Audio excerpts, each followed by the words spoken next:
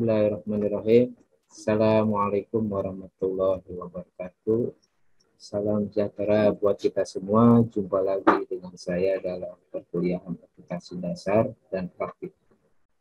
Kali ini kita akan membahas pertemuan ke-9 tentang buku besar, neraca saldo, dan ayat jurnal penyesuaian untuk perusahaan dagang. Pada dasarnya tidak ada yang berbeda ya, antara perusahaan jasa dan juga perusahaan dagang.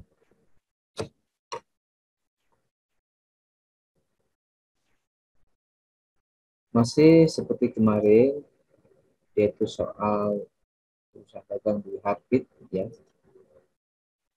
merupakan perusahaan dagang yang bergerak dalam bidang penjualan alat-alat elektronik seperti televisi, kulkas, AC dan sebagainya langsung dari pabrik. Kemarin kita sudah bahas cara menjurnalnya juga dan juga membuat buku besar. Ini adalah soal neraca saldo awal.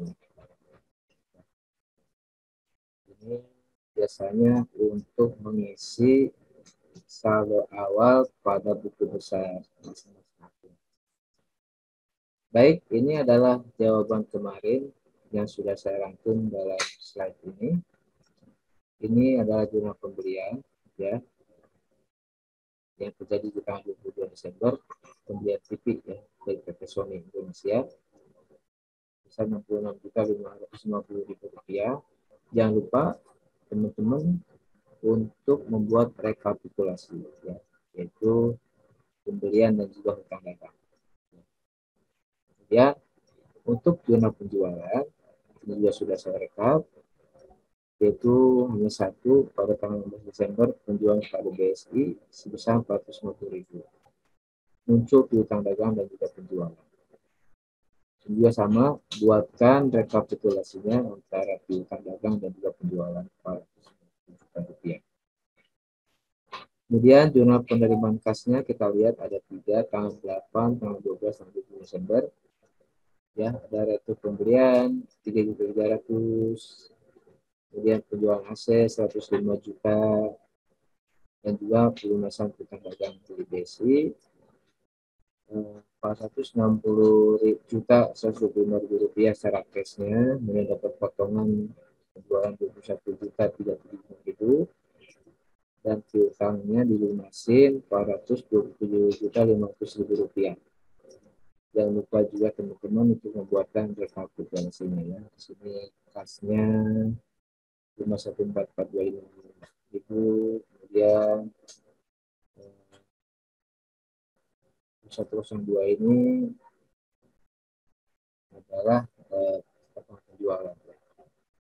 Kemudian 4203 ini adalah retur pembelian 3.300, kemudian 4100 ini adalah penjualan tunai, dan 1121 adalah hutang dagang Rp500.000.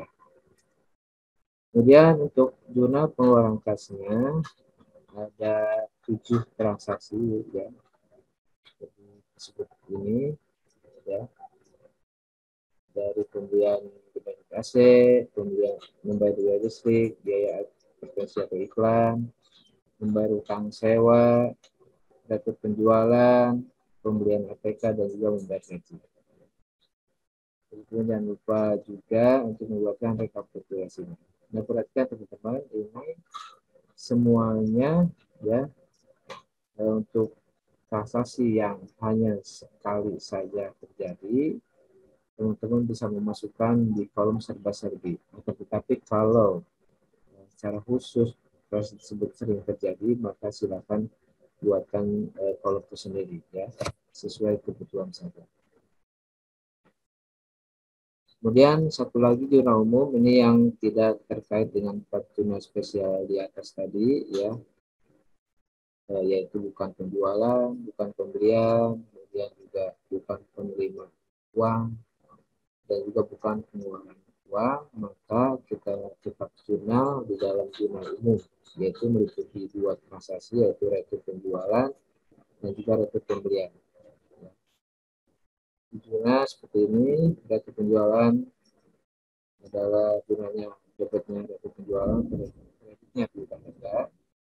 Dia utang dagang sama kepada rekening pembelian. Jangan lupa teman-teman juga membuatkan rekapitulasi seperti ini ya, untuk memudahkan membuat keputusan. Lalu setelah jurnal selesai, baik jurnal khusus maupun jurnal umum, maka kita buatkan buku besarnya ya. Saldo awalnya ini diisi dari neraca saldo awal di soal, kemudian diisi dengan proses yang ini. Bedanya dengan perusahaan jasa, kalau perusahaan dagang mengambil angkanya cukup satu saja dari rekapitulasi yang sudah kita buat tadi, sehingga tidak perlu satu persatu dimasukkan ke dalam posnya masing-masing layaknya perusahaan jasa. Namun memang lebih agak kejelimet di penjurnalannya ya, karena harus misalkan mana itu jurnal penjualan, jurnal pembelian, jurnal penerimaan kas, atau jurnal penerimaan kas.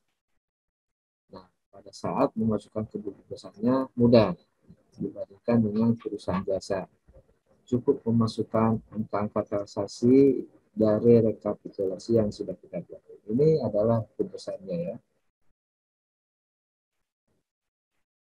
Ini ya. Kemudian sampai terakhir kepada dialisik ya. Nah, jangan lupa teman-teman membuatkan juga buku besar pembantu ya. Biasanya ada beberapa buku besar pembantu, diantaranya buku besar pembantu piutang, buku besar pembantu utang, bisa juga nanti persediaan ya, dan sebagainya. Ini untuk mencatat secara khusus masing-masing daripada supplier atau customer kita ya. Jadi sini misalkan di sini buku besar pembantu piutang ini khusus mencatat satu lembar form itu khusus untuk BSI misalkan ya. Jadi ini catatan tentang piutang masuk dan keluarnya piutang atas nama BSI. Kalau teman-teman di perusahaan banyak customer-nya, maka sebanyak itu pula kertas atau formulir yang harus disediakan. Ya. Hal yang sama untuk buku besar pembantu utang, ya. Ini untuk PT Sony Indonesia, ini juga merangkum daripada masuknya hutang dan juga pembayaran hutang. Jadi semua customer dibuatkan buku besar pembantunya satu formulir untuk satu supplier ya. Jadi tidak boleh disatukan. Berarti kalau banyak supplier, banyak juga formulir yang harus disediakan. Baik, untuk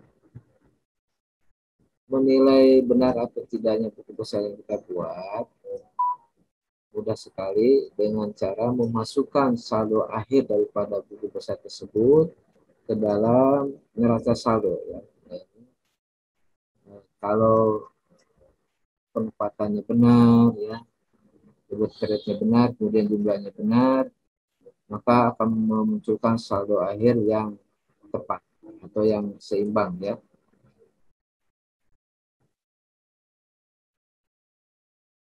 Kemudian kali ini kita akan membahas masalah ayat jurnal penyesuaiannya ya, yang sudah disediakan datanya seperti ini. Ada 6 setidaknya, yaitu data penyesuaian persediaan barang, kemudian penyesuaian biaya advertensi atau biaya iklan, kemudian biaya gaji yang masih harus dibayar, kemudian biaya sewa yang masih harus dibayar, kemudian kelima adalah penyusutan kendaraan, dan yang keenam penyusutan peralatan untuk 1 tahunnya ya. Baik, kita diminta kali ini membuat ayat jurnal penyesuaian. kita mulai. Untuk AJP yang akan kita buat dari 6 transaksi tersebut, kita sediakan kolomnya seperti biasa, seperti jurnal biasanya, yaitu ada tanggal, kemudian rekening atau apa, atau keterangan apa, debit dan kreditnya apa. Ya. Ada 6, ya, yaitu persediaan. Nah, khusus untuk AJP persediaan, karena ini untuk perusahaan dagang, maka sebaiknya gunakan pendekatan HPP ya untuk catatan AJP persediaan, yaitu formatnya gunanya adalah debitnya harga pokok penjualan, kreditnya persediaan barang dagang awal, kemudian ada pembelian, kemudian ada biaya ongkos akut pembelian, kemudian debitnya persediaan barang akhir, kemudian data pembelian, potongan pembelian, dan juga kreditnya harga pokok penjualan. Jadi berbeda dengan perusahaan jasa. Untuk perusahaan dagang menggunakan pendekatan harga pokok penjualan untuk AJP. Ya. Baik, langsung saja kita lihat ya. Harga pokok untuk persediaan barang dagang awalnya ini ada di saldo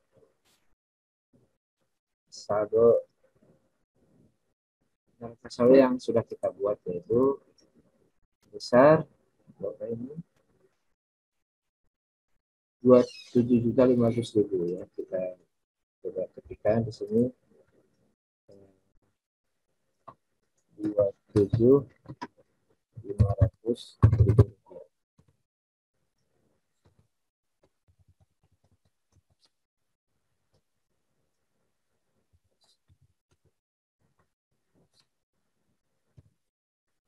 Kemudian untuk pembeliannya kita lihat apakah di sini kita lihat pembeliannya 83.050.000 rupiah. 83 juta.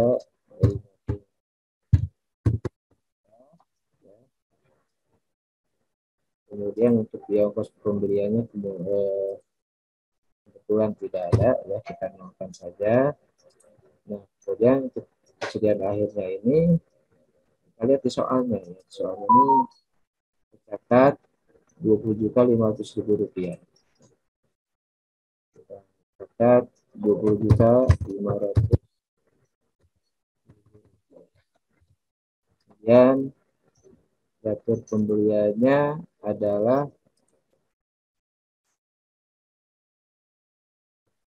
ini 5.270.000 rupiah. 5.270.000 rupiah.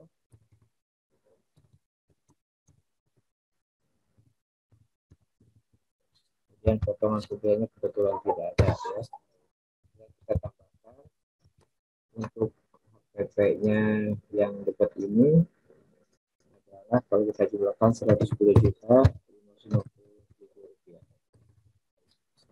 Kemudian untuk PP kreditnya kita jumlahkan menjadi 25.70.000 rupiah ya. 25.070.000 rupiah. Bisa teman-teman ya. Jadi mudah sekali untuk membuat AJP persediaan barang ya. Kita pindahkan ke bawah.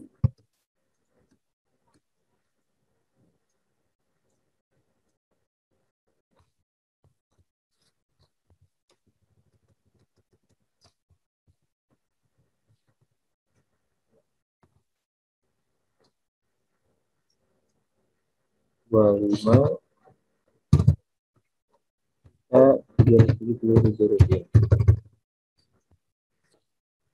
Kemudian untuk transaksi kedua ACP-nya di sini biaya dijelaskan biaya advertensi dibagi-baginya dari 1,5 juta yang tadi kita catat adalah biaya advertensi dibagi muka ya. Oleh karena pada saat awal transaksi dicatat sebagai biaya advertensi ya pada saat ya, biaya advertensi ini dicatat sebagai biaya advertensi pada pas yang sebagai biaya ya, maka nanti dalam AJP-nya kita akan mencatat biaya tersebut yang belum terjadi gitu ya. Kalau kita lihat di sini transaksinya ya, di transaksi pengeluaran kas ya, biaya advertensi itu pada tanggal 10 Desember. Berarti kalau kita tutup buku di tanggal 3 Desember, maka yang sudah terjadi adalah cuma 1 bulan, atau yang sudah dimanfaatkan ya biaya itu tersebut. Dan yang belum terjadi adalah 11 bulan. Ya. Maka yang kita jurnal adalah angkanya yang belum terjadi sebanyak 11 bulan. Kalau kita hitung, 11 dibagi 12 bulan dikali 1,5 juta adalah sebesar 1.375.000 rupiah. Silakan teman-teman hitung sendiri ya. Berarti judulnya biaya iklan di dari muka atau advertensi ya sama aja pada biaya iklan 1.375.000 rupiah. Oke, kemudian kasus berikutnya menjelaskan gaji yang masih harus dibayar adalah 11.500.000 rupiah. Ya, ini adalah kemungkinan ada karyawan yang tidak masuk saat itu, tetapi perusahaan harus segera membukukannya menjadi biaya gaji ya pada gaji yang harus dibayar. Maka inilah yang disebut AJP daripada gaji yang harus dibayar ya. Itu sudah isi dengan 11.500.000 rupiah. Gajinya belum dibayar ya, tetapi biayanya sudah terjadi, sudah dianggap terjadi. Nanti utang gaji ini atau gaji yang masuk bayar ini akan hilang pada saat gaji tersebut dibayarkan pada karyawan tersebut, misalkan bulan berikutnya ya. Kemudian berikutnya adalah sewa yang masih harus dibayar sebesar 3.600.000 rupiah. Ini AJP-nya sama seperti yang C, gaji yang masih harus dibayar ya. Jadi sama saja jumlahnya, jumlahnya juga sama, yaitu biaya sewa yang masih harus dibayar pada biaya sewa. Jumlahnya adalah 3.600.000. Kreditnya juga sama, 3.600.000. Mudah ya. Dan kelima keenam juga lebih mudah karena ini kita bicara tentang penyusutan ya.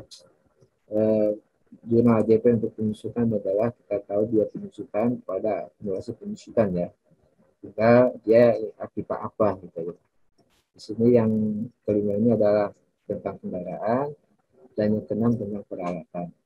Ini tidak perlu perhitungan teman-teman karena kebetulan di 2010 ini tidak ada sama sekali pembelian kendaraan atau peralatan, sehingga untuk penyusutan itu dihitung setahun penuh ya, yang sebelumnya maksudnya ya. Dan yang tahun ini tidak ada pembelian kendaraan dan peralatan, jadi tidak ikut atau tidak berubah angkanya penyusutan tersebut. Ya, baik kita tulis saja untuk kendaraan 4.100.000 ya. Untuk kendaraan 4.100.000. Kemudian untuk akumulasinya juga 4.100.000. Dan untuk kan adalah 2 juta rupiah.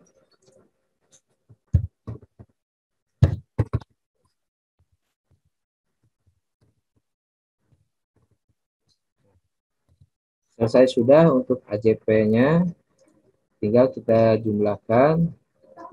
Kalau kita jumlahkan itu adalah 158.985.000 rupiah. Silakan teman-teman hitung sendiri ya. Antara debit dan kreditnya harus sama, alias harus balance. Ya. Baik, demikian yang bisa saya sampaikan pada pertemuan kali ini, membahas ayat tuna penyesuaian untuk perusahaan dagang, di mana kita ketahui bahwa untuk perusahaan dagang berbedanya dengan perusahaan jasa adalah pada AJP persediaan menggunakan metode pendekatan harga pokok penjualan ya. Silakan teman-teman bisa praktekkan menggunakan format Excel yang sudah saya sediakan. Semoga bermanfaat. Kita berjumpa lagi. Assalamualaikum warahmatullahi wabarakatuh.